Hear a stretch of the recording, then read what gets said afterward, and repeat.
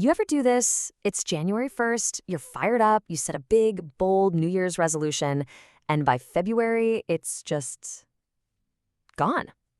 Poof! We've all been there. It is so frustrating. But what if the problem isn't your willpower? What if it's your blueprint? Today, we're going to look at a framework that treats achieving your goals less like a battle of brute force and more like an act of really smart design. So let's forget about wishful thinking. Forget about just trying harder. We're diving into what's called the architect's model for goal achievement. And this is a proven, research-driven system that's all about clarity and, more importantly, getting real results that actually stick. Think of it as the actual architectural plan for building the year you really, truly want.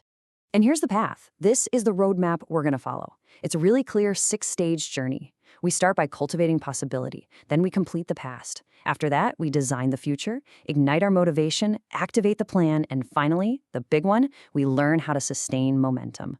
So let's start where any good building project does, with the foundation. Right. Before we can build anything that lasts, we have to pour a solid foundation. These first couple of stages are all about that internal groundwork. Getting your mindset right and pulling some really valuable lessons from your past experiences.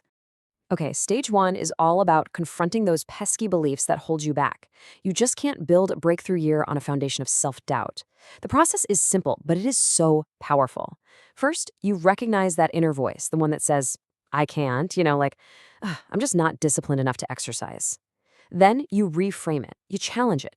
Ask yourself, is that really true, or did my old plan just not work for me? And finally, you revise it with an empowering truth. Something like, you know what? I am totally capable of building a consistent exercise habit. I just need the right system. See the difference? Now for stage 2. Look, to move forward with any real clarity, you've got to make peace with what's behind you. And this isn't about dwelling on mistakes. It's about doing what's called an after-action review. Basically, you just look back and ask a few simple questions. What was I trying to do? What actually happened? Why was there a gap? And what can I learn from it? This is how you distill the gold from your past experiences, the good and the bad. Michael Hyatt just nails this idea perfectly.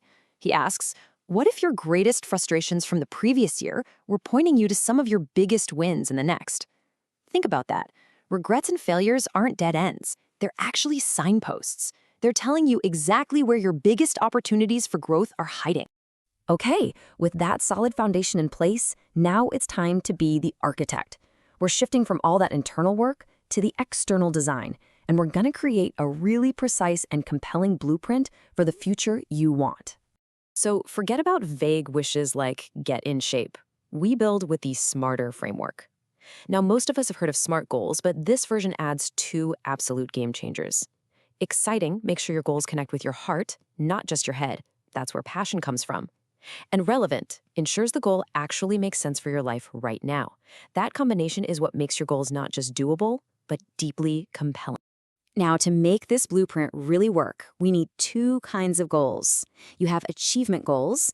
Those are the big finish lines, like running a marathon. But then you have habit goals, and these are the engine that gets you there. These are the regular things you do, like running 3 times a week. It's the interplay between these 2 that really creates magic. A perfect plan is totally useless without any fuel, right? So stage 4 is all about igniting your motivation by finding your why. And this is not about hype or rah-rah stuff. It's about creating a deep, genuine connection between your goals and your core values. You do this by writing down the benefits, by visualizing what success will feel like, and by keeping that why somewhere you can see it all the time. It's your constant source of fuel. All right, the blueprint is designed. The motivation is simmering. Now we move into the final stages. This is where the rubber meets the road. It's all about turning that beautiful design into a living, breathing reality by activating the plan and then keeping that momentum going. You know why big plans so often fail? Because the first step feels like a giant leap. So the absolute key to stage 5 is to make that first step ridiculously easy. Break your goal down into the tiniest possible actions. Then, here's the trick. Instead of tackling the hardest part first, pick an easy warm-up task to just get the ball rolling. And finally, set up triggers in your environment, like leaving your running shoes right by the door, to make starting almost automatic. 1.4 million. I want you to just look at this number for a second. This number, it's the science behind why making that first step super easy isn't just a mind trick. It might just be the single most important thing you can do for your long-term success. And here's the proof. A huge study of 1.4 million users found something incredible.